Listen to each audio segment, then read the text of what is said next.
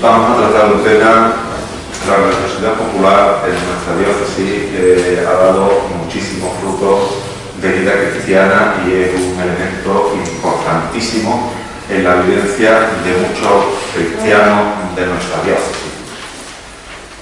Me parece que debíamos reflexionar también sobre cómo vivir esta santidad que recibimos como don de Dios a través de la liturgia, cómo podemos vivirla en las expresiones de la religiosidad popular propias de nuestra tierra y cómo también estas manifestaciones ayudan a vivir esta santidad.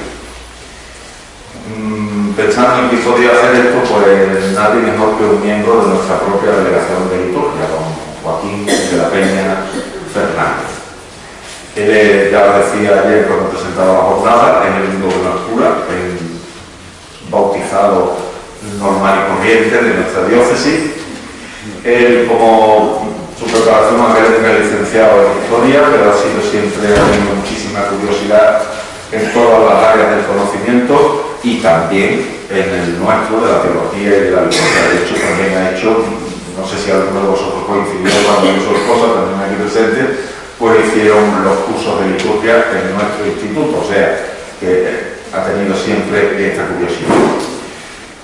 Aparte de la formación académica, de su curiosidad natural por la ciencia y por la teología, por el conocimiento de Dios, también hay mejor que él para hablarnos de este tema, porque es que es cofrade, hijo de cofrade, esposo de cofrade y padre de cofrade. En este sentido, ha tenido responsabilidad también importante en nuestra diócesis. Por 2 legislaturas fue secretario del Consejo Superior de Hermandades y Cofradías de nuestra ciudad y en la actualidad es el hermano mayor de una hermandad, la hermandad de todos los santos de la parroquia de Ómnibus Santo. Además, todos los santos, ya que todos se quedan en el tema, ¿no? Pues nadie mejor que él, a mi parecer, para que pueda ayudarnos a reflexionar sobre este aspecto también importante. Así que, Joaquín, te escuchamos con ansia. Bueno, muchas gracias a don Luis por recurrir a mí, aunque estos son siempre faenillas que le encargan a uno, y sobre todo por acordarse de la religiosidad popular en un tema que toca tan de cerca a las hermandades y cofradías, como es la santidad. Carlos ha hecho las 2 preguntas clave. ¿Se puede ser santo siendo cofrade? ¿Se puede ser santo siendo rociero? Bueno, vamos a tratar de reflexionar. Como decía don Juan Manuel, pues esta tarde la dedicamos a aterrizar. Y si él ha ido aterrizando sobre la teoría que escuchamos ayer de Jorandi y Sedendi, o ya con esta charla lo que vamos a hacer es tocar tierra. Tocar tierra. Muchos de los que estáis aquí sois también cofrades. De hecho, para quien le guste la estadística, he tenido la curiosidad de mirar en los escritos y aproximadamente 1/3 de los que estamos inscritos, provenimos del mundo de la religiosidad popular, de las hermandades y cofradías. Y me diréis, la religiosidad popular, las hermandades y cofradías, ¿eso cómo es? Pues nos encontramos con un primer problema. Un primer problema que es un problema de conceptos. Porque sobre este tema han estudiado muchísimos autores. El tema de la religiosidad popular vienen estudiándolo desde prácticamente principios del siglo pasado, principios del siglo XX, pero sobre todo en sus aspectos antropológicos e históricos. Los acercamientos a la teología tenemos que decir que han sido más bien escasos y al final han ido siempre a bucear en las fuentes antropológicas. Pero de lo que sí sabemos es que nadie nos da una definición sobre qué es la religiosidad popular. De hecho, encontramos el término religiosidad popular, encontramos el término piedad popular, encontramos el término fe popular, encontramos el término devociones populares. Claro, esto se nos queda un poquito fuera de contexto. Nosotros no vamos a hablar aquí de religiones, de religiosidad popular en el Islam, que a verla hay, ni religiosidad popular en el budismo, que dicen que la hay. Nosotros vamos a hablar de un catolicismo popular, de una expresión de la religión inculturada en el pueblo. Podríamos en algún momento incluso pensar que podemos distinguir entre religiosidad popular como algo colectivo y piedad popular como algo personal. Pero es que tampoco es una definición que pueda convencernos. ¿Por qué? Porque toda religiosidad toda religiosidad colectiva trasciende a la propia colectividad, ya lo iremos viendo a lo largo de la intervención, y llega hasta la individualidad, hasta el individuo, hasta la relación que el individuo busca, como decía don Juan Manuel,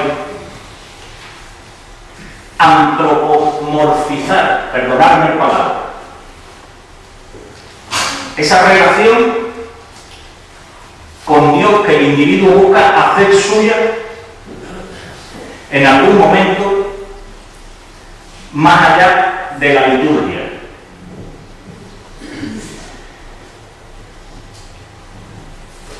Hay muchos estudios, Mircea Eliade, Leclerc, Carroll, Duquesne, Newman, Llopis, Luis Suárez, Maldonado, y en nuestra casa Álvarez Santaló, nuestro queridísimo don Ángel, Sánchez Guerrero, muchísimos estudios que han abordado el tema de la religiosidad popular o del catolicismo popular. Pero todos ellos parten de una base: que la religiosidad popular se sustenta en su origen en aquellas actuaciones del hombre al que la liturgia, o mejor dicho, la Iglesia no le llena lo que él necesita.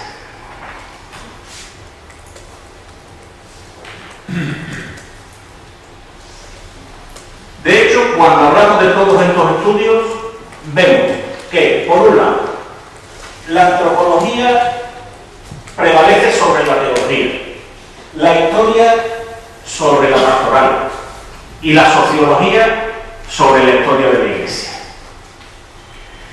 Si cogemos todos estos pensadores que han ido picoteando en esta, si tuviéramos que pensar en el estudio de la religiosidad popular, dentro de todas estas disciplinas, podríamos decir, como decíamos de la gimnasia en el colegio, era una de las Marías.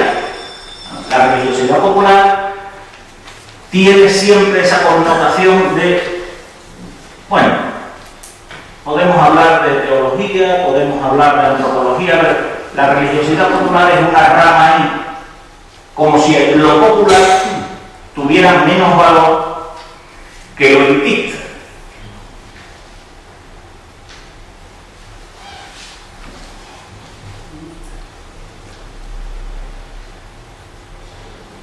Esto por la izquierda es difícil. ¿De dónde venimos? Mirad, el hombre siempre, desde las primeras comunidades cristianas, siempre hemos tendido a la piedad popular. Ya en las catacumbas nos aparecen unos iconos. Recordar la catacumba de Priscila, una de las primeras imágenes de la Virgen María. De ahí pasamos a la Edad Media y vamos complicando esa piedad popular. Vamos complicándola. ¿Por qué? Porque los obispos se dan cuenta de que el pueblo ha perdido esa frescura de las primeras comunidades. Ya no es que escuchemos a los que vivieron con el Señor, sino que ya leemos lo que dejaron escrito los que vivieron con el Señor. Y además lo leemos en un latín que tras la caída del Imperio Romano ha comenzado a ser desconocido para muchas comunidades. ¿Qué sucede? Pues que los obispos, ante esa situación, deciden que una sustitución de la catequesis para gente que no sabe leer, pues son las imágenes. Y nos encontramos con esas catequesis magníficas de las catedrales góticas, de los edificios románicos, que son catequesis en sí mismas. Nos vamos a encontrar después con el Concilio de Trento, que específicamente va a decir aquella frase tan famosa: enseñen los obispos que por medio de las imágenes y de las representaciones, no lo digo textual, de las representaciones de la pasión, muerte y resurrección de nuestro Señor Jesucristo y de los santos, se enseña muy bien a los fieles los misterios de nuestra redención. Y vendrá la explosión de las imágenes que todos conocemos también. Una devoción que se ha ido adaptando a cada tiempo. ¿Por qué? Porque efectivamente lo popular está profundamente imbrincado con la sociedad. Si la liturgia sempre reformanda es, lo popular no es que esté siempre en evolución, es que es una evolución continua. De ahí que no podamos hablar igual de la piedad popular en la Edad Media que de la piedad popular en nuestros días. ¿Cuáles serían unas características, a grosso modo, de la piedad popular, del catolicismo popular? Pues ahí tenéis algunas. Unas son realidades complejas, son realidades cambiantes, según las zonas muy distintas. No es lo mismo la religiosidad popular en Sudamérica, tal y como está configurada actualmente, que nuestra religiosidad popular andaluza. Es más, es muy distinta nuestra religiosidad popular andaluza a la religiosidad popular, por ejemplo, de León o de Zamora. Es mutable, es multiforme, es ambivalente. Es una historia que, con todas estas características, la Iglesia ha visto siempre un poquito desde el dedo, con un poquito de prevención. ¿Por qué? Porque al fin y al cabo la piedad popular es muy difícil de controlar. Así como tenemos una liturgia perfectamente cerrada, perfectamente establecida, perfectamente codificada, cambiante de la piedad popular hace muy difícil su control e incluso influenciar en la misma. ¿Esto qué va a provocar? Va a provocar que, como dice Maldonado, liturgia y piedad popular hayan seguido a lo largo de la historia caminos paralelos. Unas veces se han acercado más, otras veces se han distanciado más. Esa es la realidad que nos llega. La realidad en general que nos llega. Pero ¿cuál es nuestra realidad actual? Lo que a nosotros nos interesa. Hemos dicho que íbamos a aterrizar. ¿Qué pasa en nuestra diócesis? ¿Qué pasa en nuestras comunidades? Pasa que hemos sufrido en el siglo pasado una evolución en la cual el peso de las hermandades y cofradías ha vencido a todo el catolicismo popular. Las hermandades y cofradías han fagocitado, han asumido toda la piedad popular. Ojo, no por ellas mismas. Hay unos condicionantes sociales y hay unos condicionantes eclesiales que, después del Concilio Vaticano II, dijeron que la piedad popular no servía para nada. Y entonces, en lugar de entender que la piedad popular podía ser un camino hacia la consumación de la vida del cristiano, hacia el centro de la vida del cristiano, que era la Eucaristía, entendimos que la piedad popular lo que hacía era estorbar a la liturgia. Y de ahí que algunos escucháramos aquello de que a las cofradías lo que había que hacer era ayudarla a alguien morir.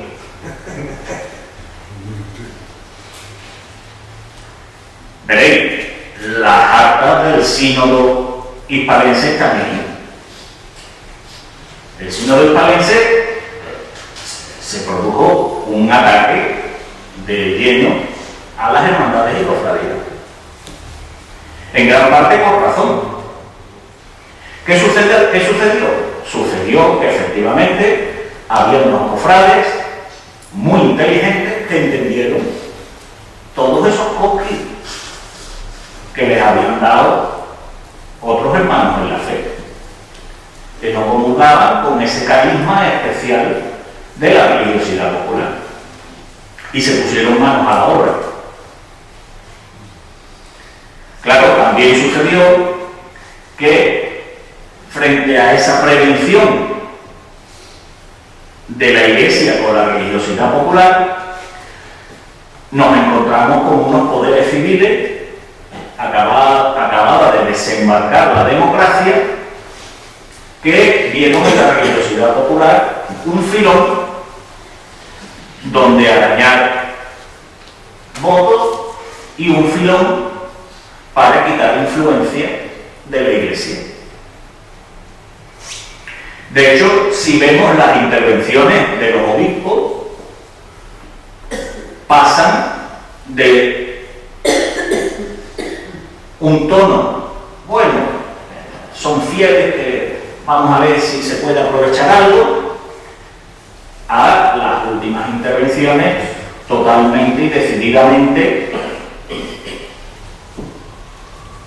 favorable a la piedad popular como un elemento más, como un elemento válido para alcanzar la santificación de los hombres.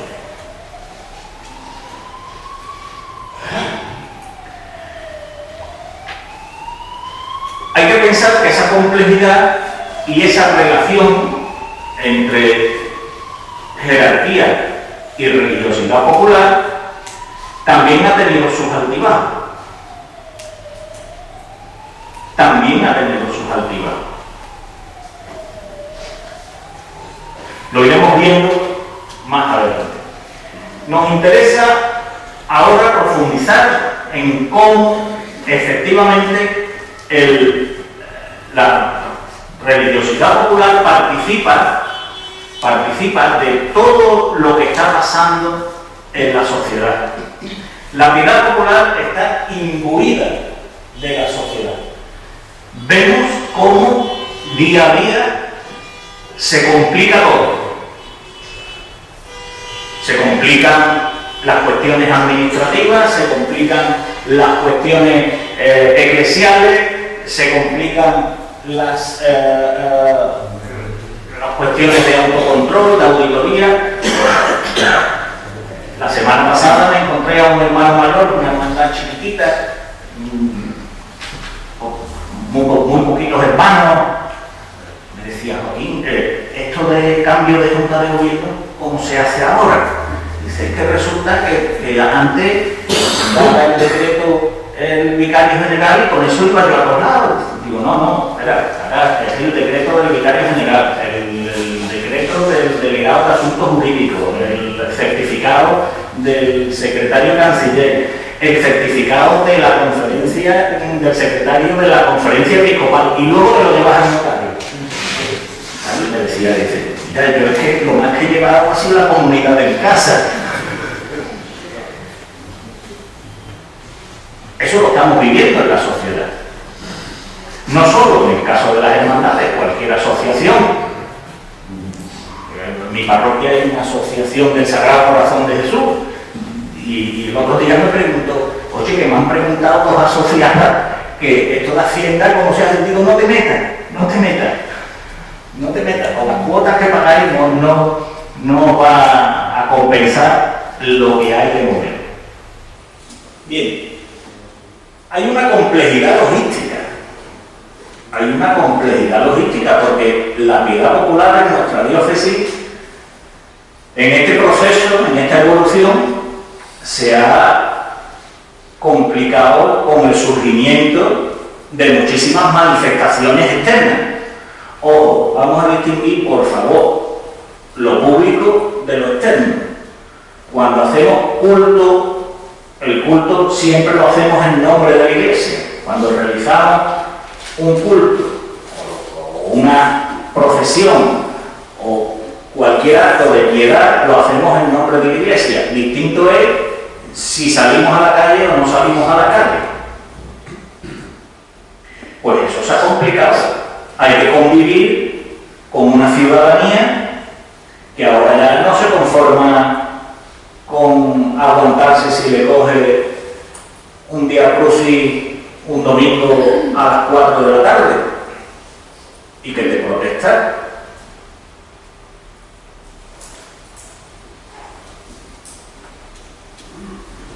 Hay que contar con los cambios devocionales. La gente se sorprende mucho cuando hacemos visitas en la catedral. No, la devoción a la Virgen de la Antigua fue la mayor devoción del mundo. ¿A la qué? A la Virgen de la Antigua. Mire usted, hay países que le pusieron por nombre Antigua. Hay ciudades, no se acuerda nadie de la Virgen de la Antigua. La Hermandad de la Macarena, San Miguel. Ahí la Hermandad de la Macarena estuvo a punto de extinguirse. Anda. ¿Y eso cómo es? Pero si ahora es una devoción.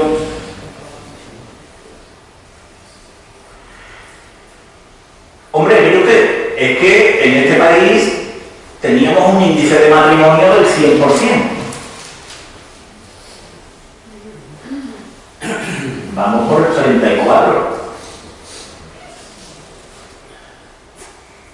Son cambios que se producen en la sociedad y que, así como a la Iglesia le cuesta, a la jerarquía le cuesta muchísimo trabajo detectarlos y actuar en consecuencia,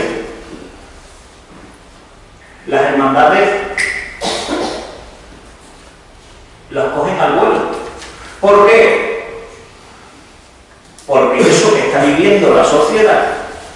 es la misma base que está formando, en la que se desarrolla la religiosidad popular. Y por último, las nuevas formas de ocio. Las nuevas formas de ocio y de trabajo.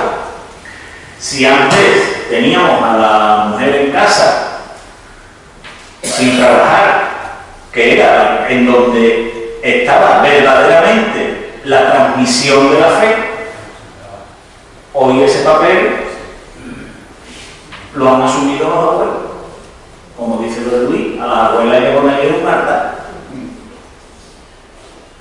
Hoy, ¿quién lleva a los niños a misa? Hoy, ¿quién es la que está pinchando para que el niño se bautice? Hoy, ¿quién es la que está diplomáticamente, dale que te pego, niña, pero ¿cuándo te vas a casar? Que lleva viviendo con el novio ya. Esa es una realidad. Nosotros, como decimos, estamos en las trincheras, estamos en las trincheras de las catequesis de confirmación de adultos y de los prematrimoniales. Cuando llegan a la parroquia, los novios siempre preguntan lo mismo, la primera pregunta. Bueno, de aquí, ¿cuánto ya lleváis viviendo en el último curso del 100%?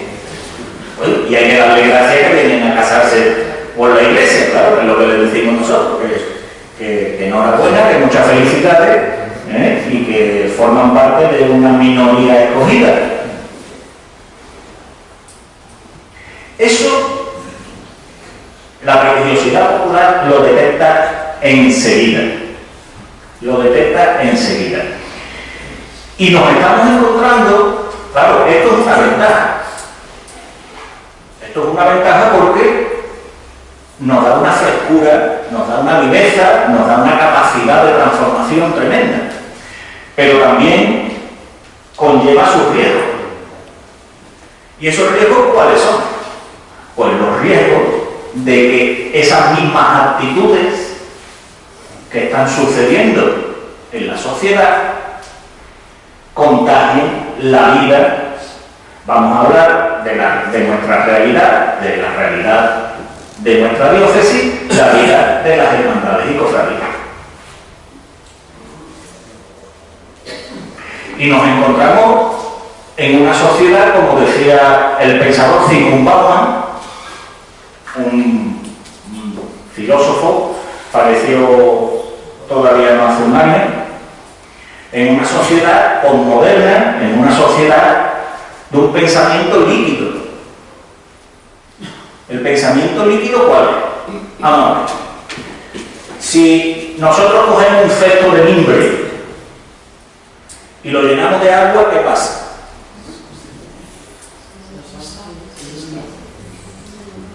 Se sabe, ¿no? Si cogemos un adoquín y lo metemos en el mismo cesto de mimbre, ¿qué pasa? Ahí se quedó, ¿no? Pues la sociedad que tenemos, la sociedad en la que estamos viviendo, es una sociedad absolutamente líquida. ¿Esto qué quiere decir?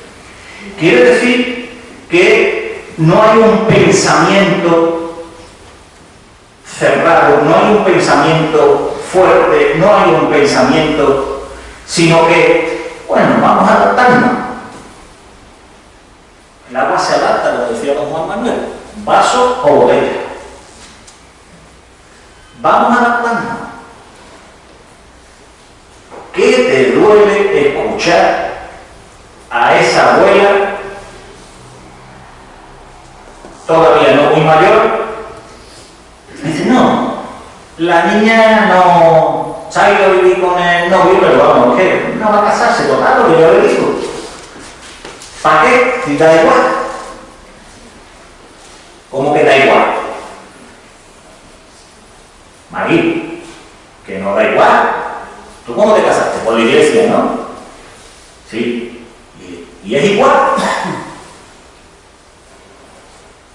Pues eso nos puede pasar también en las hermandades.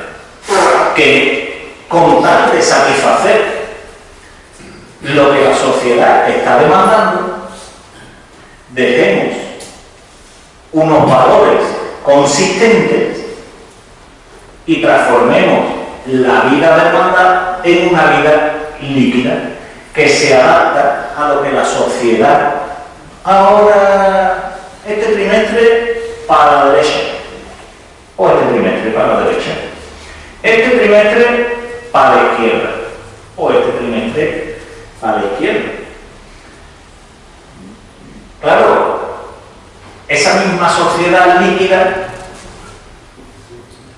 vamos a utilizar la metáfora del jardinero. La metáfora del jardinero que dice que hay un trozo de jardín que lo tenemos allí, tenemos todo el jardín precioso. Y hay un trozo de jardín que lo tenemos ahí con los ramajos, con las hojas secas, y ese trozo de jardín lo tenemos muy bien escondidito. Ese trozo de jardín no se ve. Lo mismo nos puede pasar.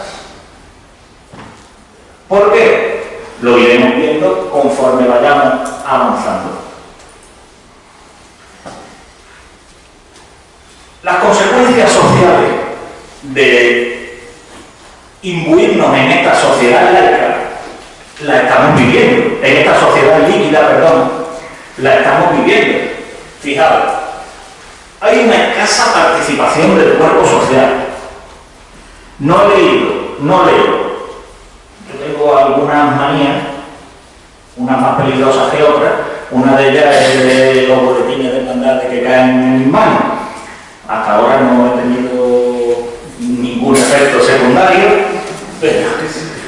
pero no hay ningún boletín de hermandad en donde no sé el hermano mayor o el director espiritual o que digáis que aquí viene muy poca gente.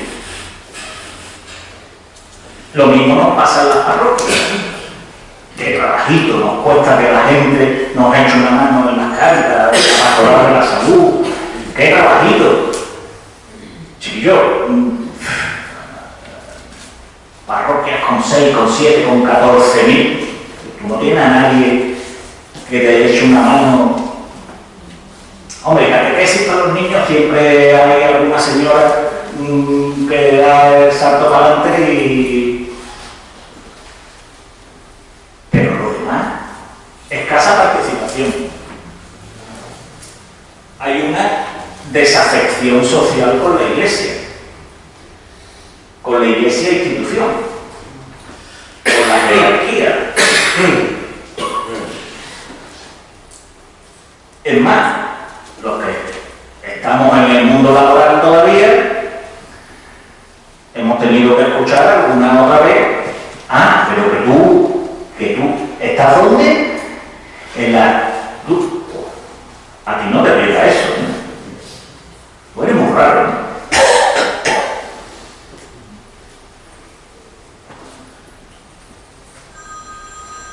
Una educación alejada del humanismo y sobre todo algo que nos afecta muchísimo es el aprecio por aquello que nos da una satisfacción inmediata. Contra la violencia auténtica, contra la violencia profunda, triunfa aquello que me gusta. Eso nos pasa también en la liturgia. Lo decía don Juan Manuel y lo decía ayer don Ignacio y don Alejandro también. Qué bonita ha salido la misa, qué bonita ha salido la celebración. Que no se trata de eso, pero al final es lo que en gran medida se va buscando. Eso no es un problema de que seamos cristianos menos educados, cristianos con menos conocimiento, es un problema de nuestra sociedad que nos está afectando.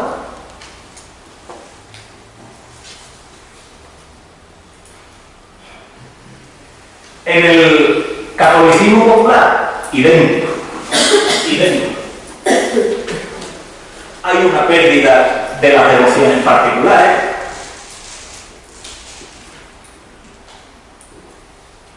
las devociones particulares que, fijaos, además nos permitían consagrar a Dios gran parte del día.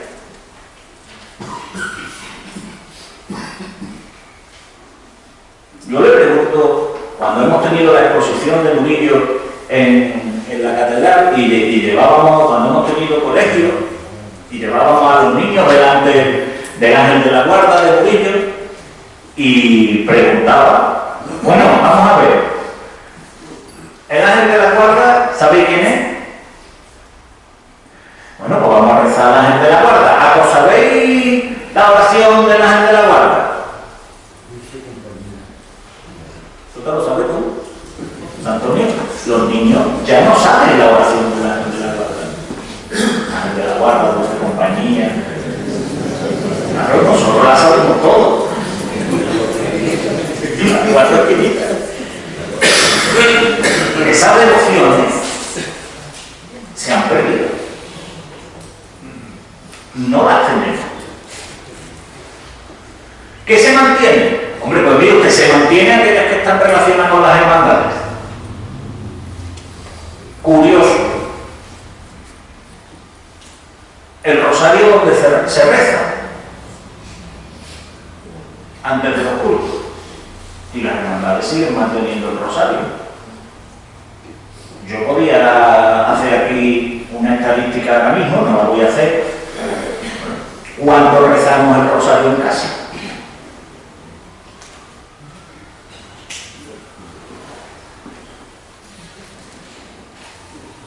Los viacrucis. ¿Quién mantiene los viacrucis?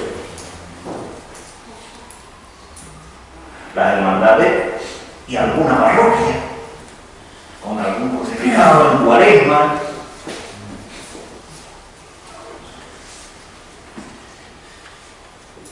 La pérdida del valor de las imágenes.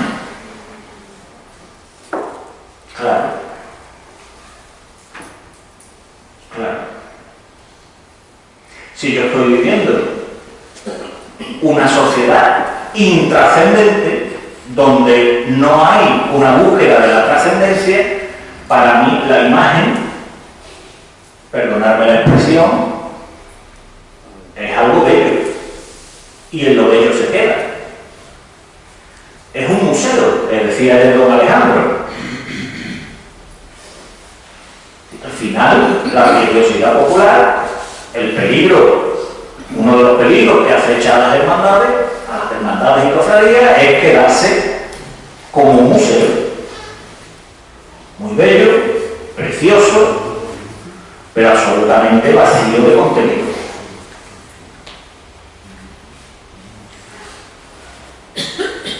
Hay un peligro cierto de valoración de lo externo, lo teatral, lo efectista.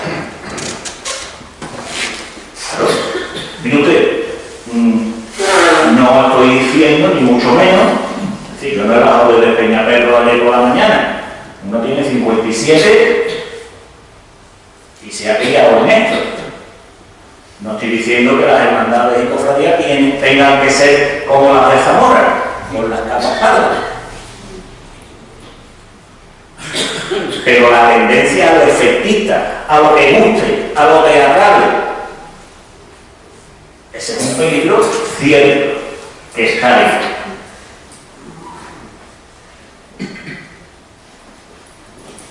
Y un peligro de tender a una caridad institucionalizada en lugar de a una caridad vivida.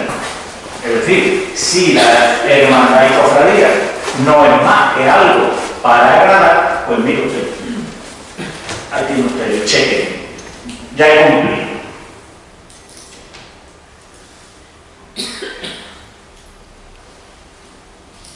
En este punto toca hacernos tres preguntas.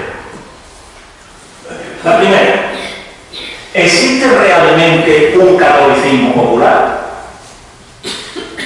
Es decir, esa regulación que se ha venido haciendo tan insistentemente de las hermandades y cofradías, tanto por parte de los poderes civiles como de la jerarquía eclesiástica. De alguna manera, no ha convertido el catolicismo popular en algo institucional. Dejo la pregunta ahí.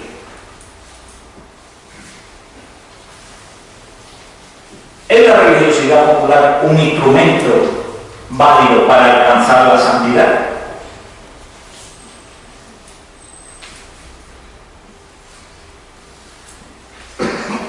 ¿Es el catolicismo popular un instrumento, un camino de perfección que conduce a la liturgia?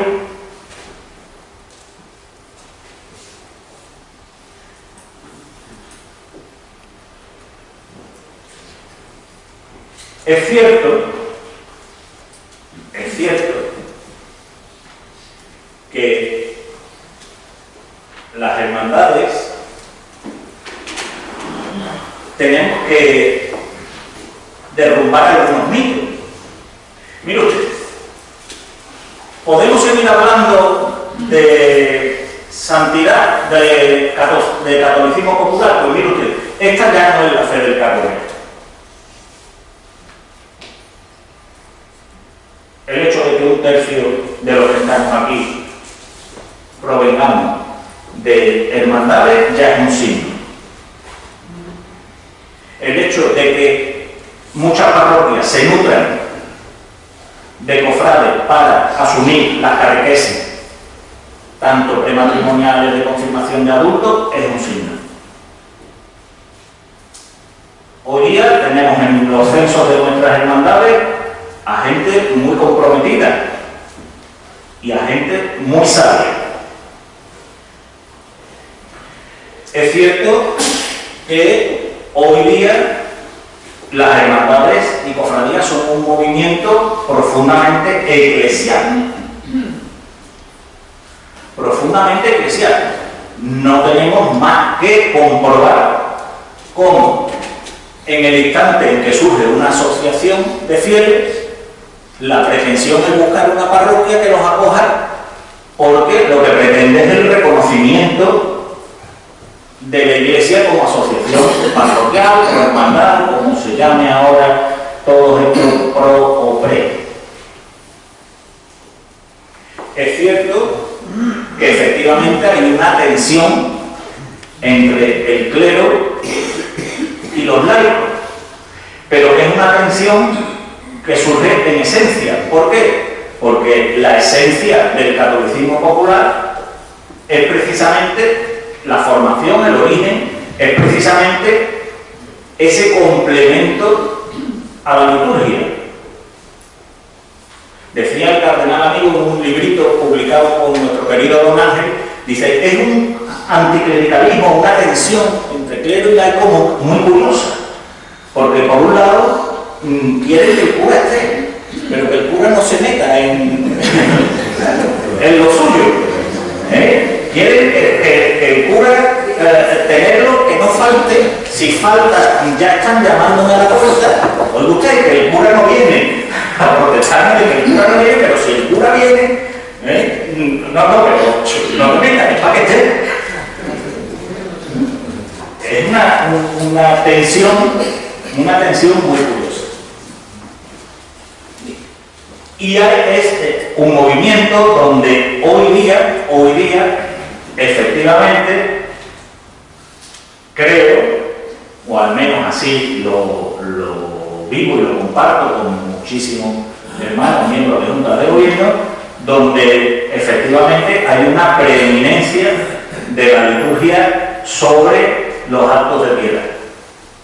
Yo creo que a ningún cofrade responsable, donde si nos cogemos a un chaval de Torreblanca que está apuntado por decir un barrio, vamos, no me vaya a pasar a mí como a la diputada con lo de las 3.000. Si le preguntamos a un chaval de cualquier barrio de la periferia o del centro sobre esa, pero yo creo que si le preguntamos a un responsable hoy día de Junta de Gobierno, ¿es más importante la liturgia o el acto de piedad? Yo creo que ninguno dirá no. Lo primero es lo primero,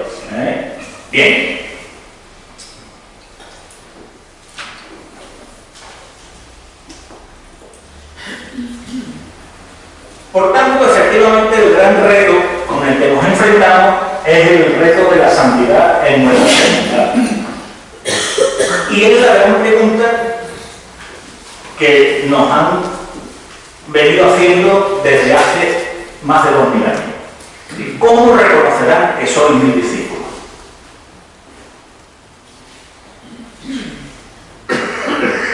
Y ahí tenemos que pensar que a pesar de lo mucho que hagamos, no se trata tanto de hacer, lo ha explicado perfectamente don Juan Manuel a lo largo del pelagianismo, sino de ser. El Señor no nos va a decir, pasa porque has puesto muy bien, muy derecho a lo civil. Lo siento. Pero es que nadie va a entrar a vivir el catolicismo popular, a vivir la Iglesia. Nadie va a entrar a vivir en nuestras comunidades de fe porque tengamos una catequesis magnífica.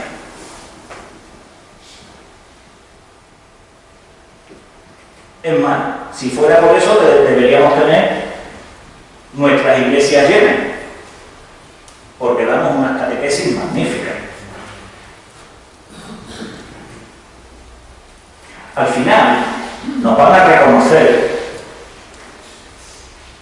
no por proselitismo, como dice la Evangelii Gaudium,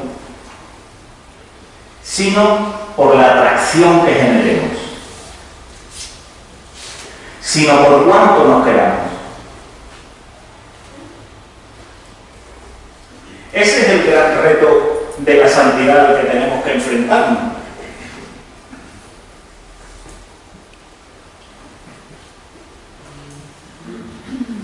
Tenemos un camino andado.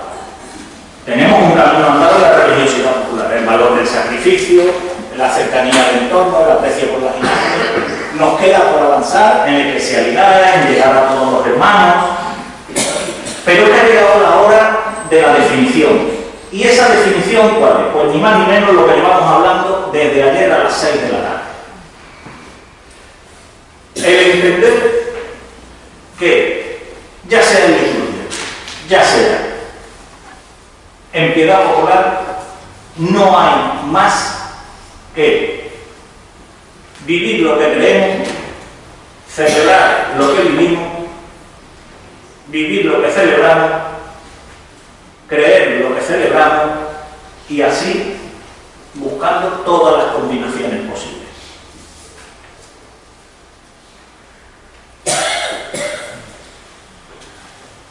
Teniendo presente eso, la hora de la definición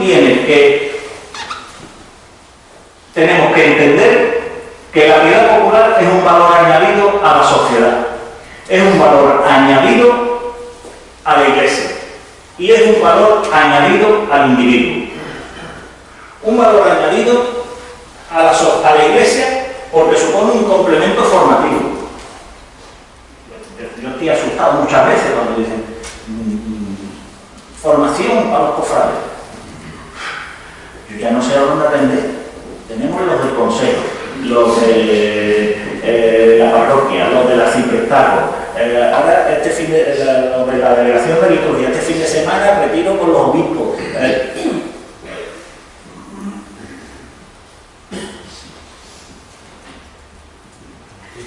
Un valor, un soporte económico. No es lo más importante, pero lo es. Una ayuda a la liturgia. Solo en la ciudad de Sevilla, creo recordar que en el último recuento que hicimos, hay 35 templos abiertos por las hermandades y cofradías. Solo en la ciudad de Sevilla. No estamos contando lo que hay en toda la diócesis. Un valor añadido a la sociedad porque integra las nuevas pobrezas, estructura los colectivos y presta un gran servicio a la convivencia. Y un valor añadido al individuo. En definitiva, esa función que puede prestar en el futuro, que ha venido prestando, pero que sobre todo puede prestar en el futuro, las hermandades y cofradías a la hora de la salvación, no se basa sino en lo que siempre se ha basado la santidad, en una llamada que es obra del Espíritu Santo, en el conocimiento de Jesucristo, el Señor, y en la conversión. Esos son los tres pilares en los que nos movemos. Esos son los tres pilares que van a hacer que el hombre de hoy y del mañana pueda hacer asumible la santidad.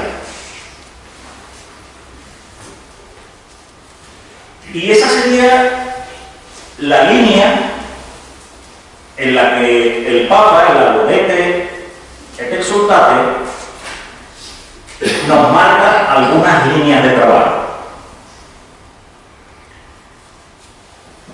Las tenéis ahí en el esquema. Profesionalizar la hermandad. Yo cuando llego a una función, a una celebración en una hermandad y veo por allí a 3 o 4 corriendo antes de la celebración, digo, malo, aquí hay algo que no funciona.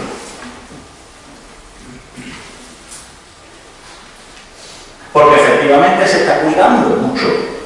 La liturgia se cuida con mimo, todo, la liturgia ya está en dibujo. Una de las características de los cofrades es el perfeccionismo en todo. El perfeccionismo en todo.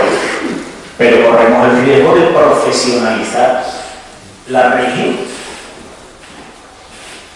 Ojo, eso no es un pecado exclusivo de los cofrades, también nos puede pasar en la parroquia. No, y los señores también. De hecho, el cardenal Ratzinger todavía, el discurso previo al cónclave, específicamente alertó a los sacerdotes del riesgo de profesionalizar la religión.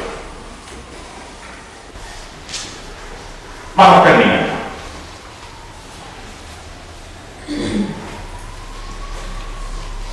A modo de conclusión, ¿qué deberíamos nosotros, cofrades o no, de procurar para tratar de hacer de las hermandades y cofradías unos instrumentos válidos en las manos de Dios? Pues lo primero, valorar la piedad popular. Valorar la piedad popular. Un instrumento que ha estado presente, como hemos visto, desde los primeros cristianos y que ha dado muchísimos frutos de santidad. En segundo lugar, fiarnos de la piedad popular. Fiarnos de esa piedad popular que yo recuerdo cuando nos llevamos a Santa Ángela de la Cruz a la catedral, cuando esas monjas volvían con el cuerpo de madre por la calle Luna, y era impresionante ver cómo había personas que desde fuera de la procesión, por lo bajín, iban diciéndole a las monjas: Santa, que soy